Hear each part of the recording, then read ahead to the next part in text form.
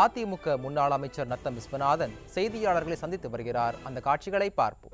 தமிழகம் முழுவதும் மண்டல வாரியாக சுற்றுப்பயணம் செய்து நேரில் சென்று அந்தந்த பகுதியிலே இருக்கின்ற மக்களுடைய பிரச்சனைகள், இந்த தேர்தல் அறிக்கையிலே சேர்க்கப்பட வேண்டிய பிரச்சனைகள், மத்திய அரசு தொடர்பான பிரச்சனைகள், தமிழகத்துடைய நலன் சார்ந்த பிரச்சனைகள், இவையெல்லாம் இதில் என்னென்ன பிரச்சனைகளை தேர்தல் அறிக்கையில் சேர்க்க வேண்டும் என்பது குறித்து ஆலோசனை செய்து மக்களுடைய கருத்துக்களை நேரில் கேட்டறிந்து இன்றைக்கு அந்த அறிக்கையை தயாரித்து இங்கே தலைமை கழகத்திற்கு கொடுக்க வேண்டும் என்று பொதுச் செயலாளர் அவர்கள் ஆணையிட்டிருக்கிறார்கள்.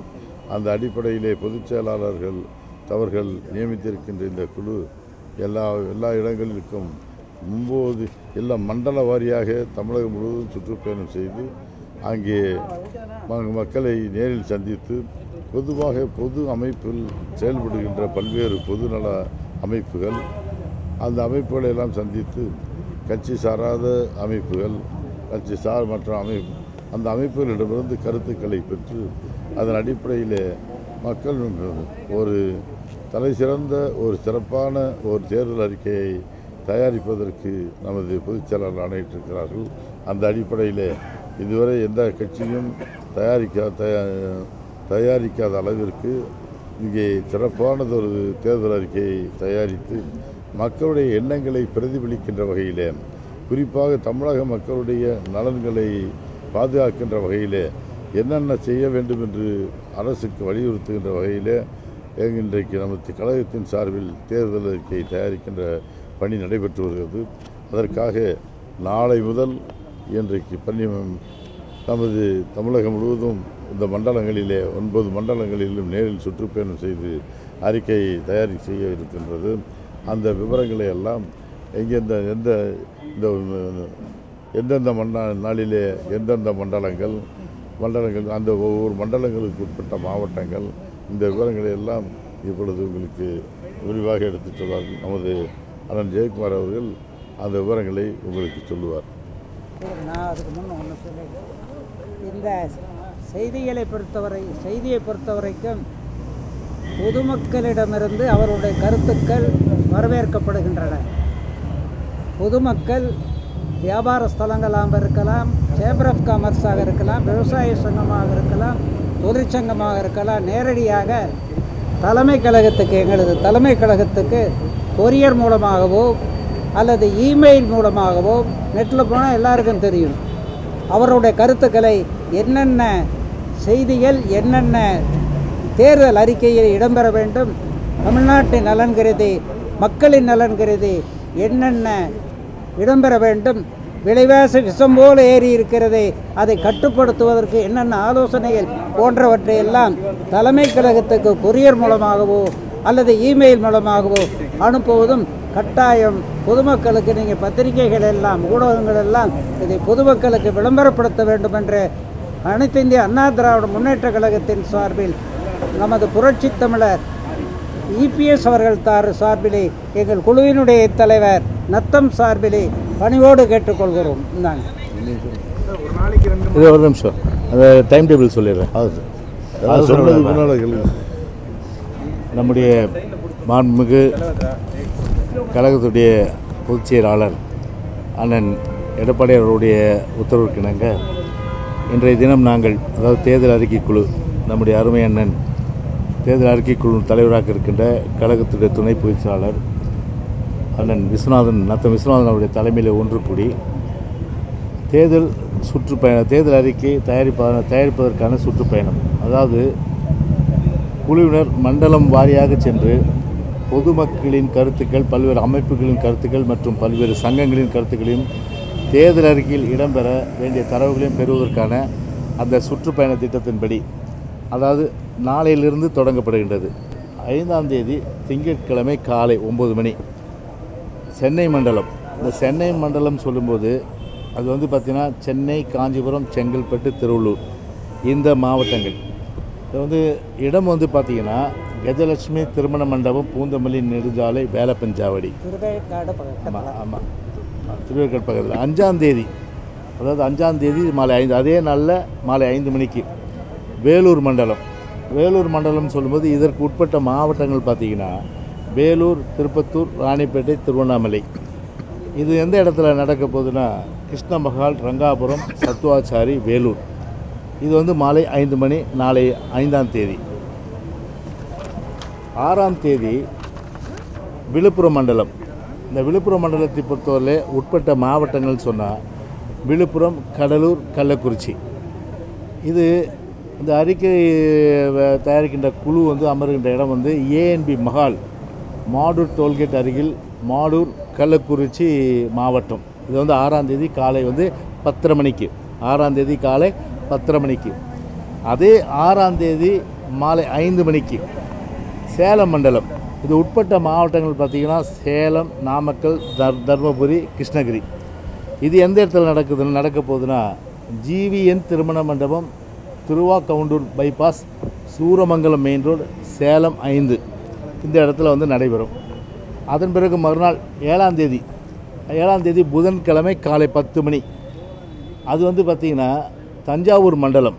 இந்த தஞ்சாவூர் மண்டலத்தை பொறுத்தவரை வந்து திருச்சி, பெரம்பலூர், அரியலூர், கரூர், புதுக்கோட்டை, எஸ்பிஎஸ் மகால், கருமண்டபம், திருச்சி 1 அந்த இடத்துல தான் நடக்க இருக்குது. அதே போல் 8ஆம் தேதி அதாவது அதே போல் வந்து இது மாலை 5 மணி நடக்குது.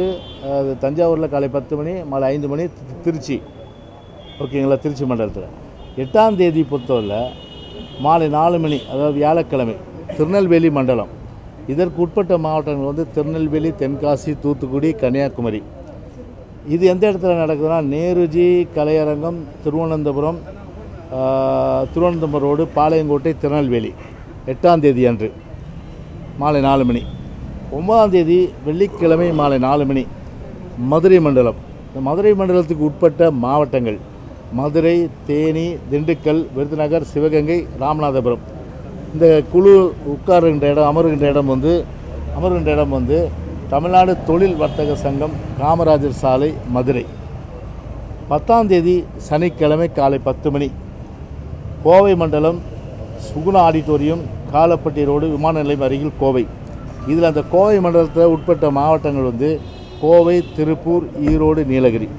எனவே கிட்டத்தட்ட வந்து 5ஆம் தேதியிலிருந்து தொடங்கி 10ஆம் தேதி வரை அதை கோவையில் முடிக்கிறோம். இங்கே வந்து எங்களுடைய அமர்வுகள் வந்து காலை மாலை என்ற அடிப்படையில். ஆமாம், தஞ்சாவூர் சொல்லிட்டேன். ஆமாம், தஞ்சாவூர் பிஎல்ஏ மகால் சொல்லிட்டேன், புதுக்கோட்டை ரோடு, தஞ்சாவூர்.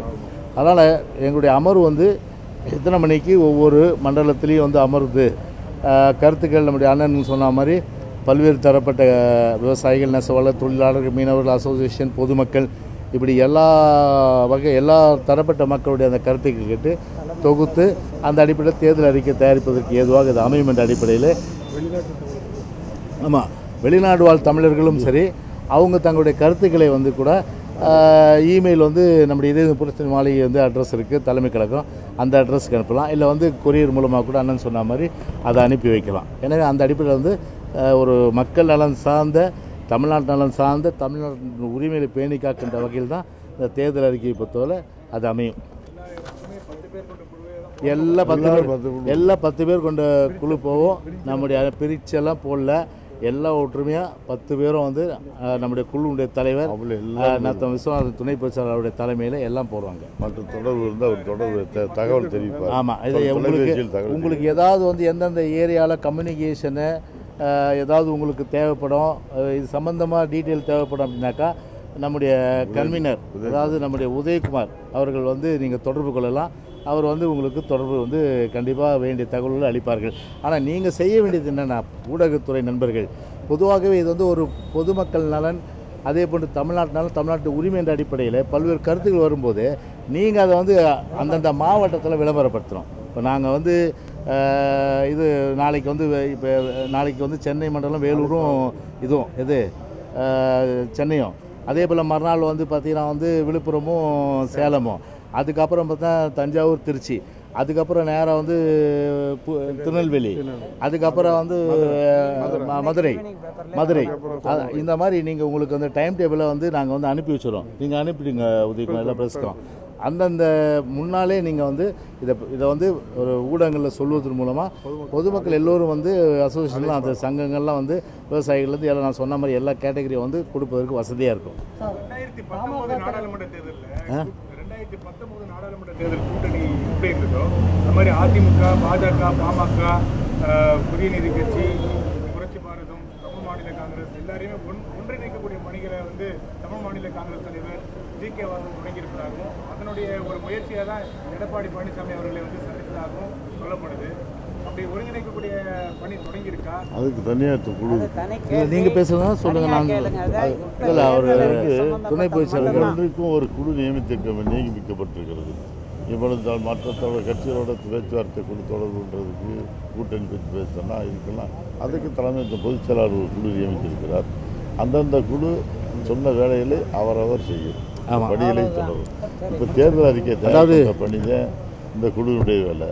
தேர்தல் அறிக்கை பண்ணிட்டுன்னா அதில் சம்பந்தப்பட்டவங்க தமிழ்நாட்டினுடைய நலன் பொது அமைப்புகள் செயல்படுவாங்க. இங்கே மாவட்டங்களில் கட்சி சாராத அமைப்பு, குறிப்பாக சிறுதொழில் சங்கம், பெரிய தொழில் சங்கம், விவசாயிகள் அமைப்பு, இது ஒவ்வொரு சங்கமும் இருக்குது பாருங்கள், மீனவர் அமைப்பு, இப்படி பல்வேறு அமைப்புகள் அவரவர தனி சங்கங்கள் இயங்குகிறாங்கல்ல, அந்த சங்கங்கள் தங்களுடைய கோரிக்கை நலனுக்கு என்னென்ன செய்ய வேண்டும், இந்த தேர்தல் இந்த மத்திய அரசில் அந்த சங்கங்களுக்கு நடைபெற வேண்டிய பணிகளை எல்லாம் குறித்து அவர்கள் நேரடியாக ஒவ்வொருவரும் சொல்ல முடியாதுங்கிறதுனால அவர்கள் அந்தந்த பணிகள் அத்தனையும் இந்த தேர்தல் அறிக்கைக்குழு சொல்லிட்டாங்கன்னா நாங்கள் தேர்தல் அறிக்கையில் இதெல்லாம் சேர்த்து நாங்கள் தேர்தல் அறிக்கையாக வெளியிட்டு தமிழக நலன் மொத்தத்தில் தமிழக மக்களுடைய நலனுக்கு மட்டும் முக்கியத்துவம் கொடுத்து இந்த தேர்தல் அறிக்கை தயாரிக்கப்படும். ஓகே, அதில் உங்கள் கீழே ஒரு உள்ளர்த்தம் இருக்குது. நீங்கள் என்னென்னா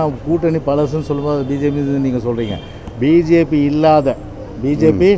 இல்லாத ஒரு கூட்டணி இல்லை அதில் நீங்கள் நான் அதை கிளாரிஃபை பண்ணலாம். நீங்கள் அதை சொல்லுவீங்க. நீங்கள் நாங்கள் கிளாரிஃபை பண்ணுற பிஜேபி இல்லாத மற்ற கட்சிகள், ஓகேவா, அது வரவேற்க தகுந்தது. பிஜேபி இல்லாத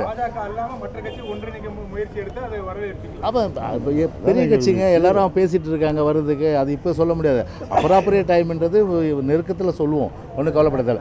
இப்போ இது வந்து இதே வந்து அழைப்பா பொதுமக்கள்லேருந்து, விவசாயிகள்லேருந்து, நெசவாளர்லேருந்து, தொழிலாளர்லேருந்து, தொழில் நிறுவனங்கள், சிறு தொழில், குறுந்தொழில், அதே போல் இன்னும் பல்வேறு அமைப்புகள் இதையே அன்பு கூர்ந்து எல்லோருமே அழைப்பாக ஏற்றுக்கொண்டு எங்களுடைய சுற்றுப்பயண திட்டத்தில் நாங்கள் வரும்போது அந்தந்த மாவட்டத்திற்கு உங்களுடைய அந்த உரிமைகள் என்னென்ன தேர்தல் அறிக்கையில் இடம்பெற வேண்டும், சலுகைகள் என்னென்ன ஏற்பட வேண்டும் என்பதெல்லாம் நீங்கள் வந்து ஒரு கடிதம் எழுத்து மூலமாக தெரிவித்தால் அது ஒரு நலம் பயக்கின்ற ஒரு விஷயமாக இருக்கும். கண்டிப்பாக இடம்பெறுவதற்குண்டான அந்த ஒரு ஏற்பாடை நம்முடைய பொதுச்செயலாளர் செய்வார்கள். ஓகே, மீதி பார்த்துக்கலாம்ப்பா.